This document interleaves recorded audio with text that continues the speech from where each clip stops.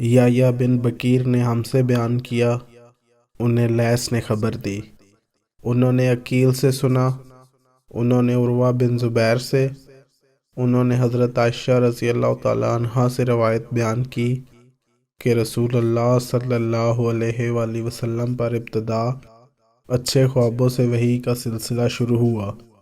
آپ صلی اللہ علیہ وآلہ وسلم جو خواب دیکھتے سپیدہ سحر کی طرح روشن ہوتا۔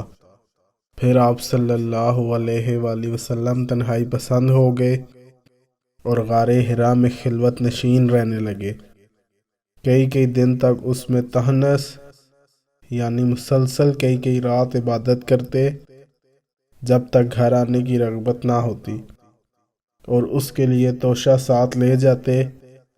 پھر حضرت ختیجہ رضی اللہ تعالیٰ عنہا کے پاس واپس آتے اور اتنا ہی توشہ اور لے جاتے، حتیٰ کہ اس غار حرا میں حق آپ صلی اللہ علیہ وآلہ وسلم پر منکشف ہوا اور فرشتے نے آ کر کہا، پڑھ۔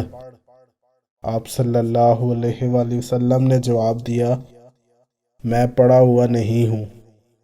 رسول اللہ صلی اللہ علیہ وآلہ وسلم کا ارشاد ہے کہ فرشتے نے مجھے پکڑ کر اتنے زور سے بھینچا کہ میری طاقت جواب دے گئی۔ پھر مجھے چھوڑ کر اس نے کہا کہ پڑھ۔ میں نے پھر وہی جواب دیا کہ میں پڑھا ہوا نہیں ہوں۔ آپ صلی اللہ علیہ وآلہ وسلم فرماتے ہیں کہ تیسری بار اس نے مجھ کو زور سے پکڑ کر چھوڑ دیا اور کہا کہ پڑھ اپنے رب کے نام کی برکت سے جس نے ہر شے کو پیدا کیا اور انسان کو خون کی پھٹکی سے بنایا۔ پڑھ اور تیرا رب بڑے کرم والا ہے۔ تو رسول اللہ صلی اللہ علیہ وآلہ وسلم نے ان آیتوں کو دہرایا، مگر آپ صلی اللہ علیہ وآلہ وسلم کا دل اس انوکھے واقعے سے کانپ رہا تھا۔ پھر آپ صلی اللہ علیہ وآلہ وسلم حضرت ختیجہ رضی اللہ تعالیٰ عنہا کے پاس واپس پہنچے اور فرمایا کہ مجھے کمبل اڑا دو، مجھے کمبل اڑا دو۔ انہوں نے آپ صلی اللہ علیہ وآلہ وسلم کو کمبل اڑا دیا۔ جب آپ صلی اللہ علیہ وآلہ وسلم کا ڈر جاتا رہا تو حضرت ختیجہ رضی اللہ تعالیٰ عنہا کو پورا قصہ سنایا اور فرمایا کہ مجھے اپنی جان کا خوف ہے۔ انہوں نے کہا، ہرگز نہیں، اللہ کی قسم، آپ صلی اللہ علیہ وآلہ وسلم کو اللہ کبھی رسوا نہیں کرے گا۔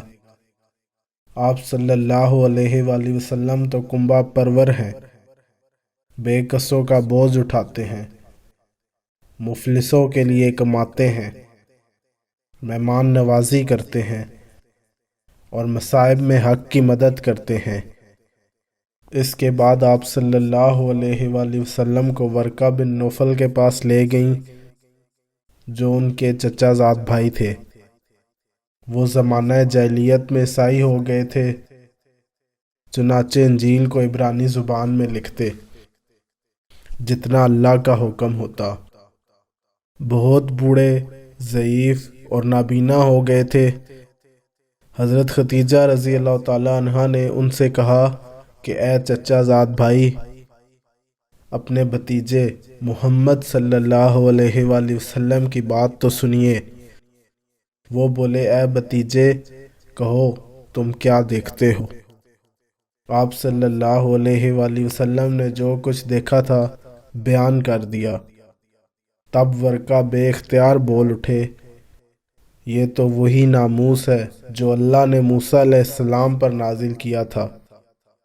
کاش میں اس عہد نبوت میں جوان ہوتا، کاش میں اس وقت تک زندہ رہتا جب کہ آپ صلی اللہ علیہ وآلہ وسلم کی قوم آپ صلی اللہ علیہ وآلہ وسلم کو نکال دے گی۔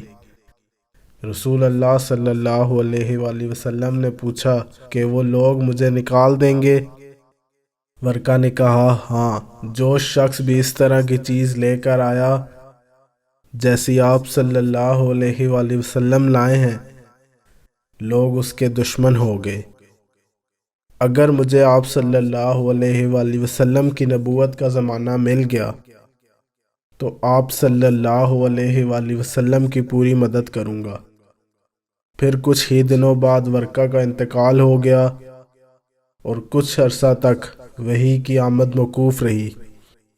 ابن شہاب اس حدیث کے راوی کا قول ہے کہ مجھ سے ابو سلمہ ابن عبد الرحمن نے جابر بن عبداللہ انصاری رضی اللہ تعالیٰ عنہ سے روایت نقل کی کہ حضور صلی اللہ علیہ وآلہ وسلم نے وحی کے موقوف ہونے کا حال بیان فرماتے ہوئے یہ بھی ارشاد فرمایا کہ میں ایک بار جا رہا تھا، اچانک میں نے آسمان سے ایک آواز سنی، آنکھ اٹھائی تو نظر آیا کہ وہی فرشتہ جو غار حرا میں میرے پاس آیا تھا زمین اور آسمان کے درمیان ایک کرسی پر بیٹھا ہے۔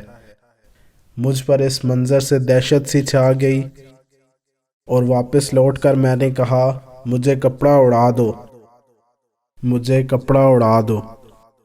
اس وقت اللہ نے یہ آیتیں نازل فرمائیں، اے کپڑا اوڑھنے والے اٹھ اور لوگوں کو عذاب الہی سے ڈرا اور اللہ کی بڑائی بیان کر اور اپنے کپڑے پاک رکھ اور پلیدی کو چھوڑ دے۔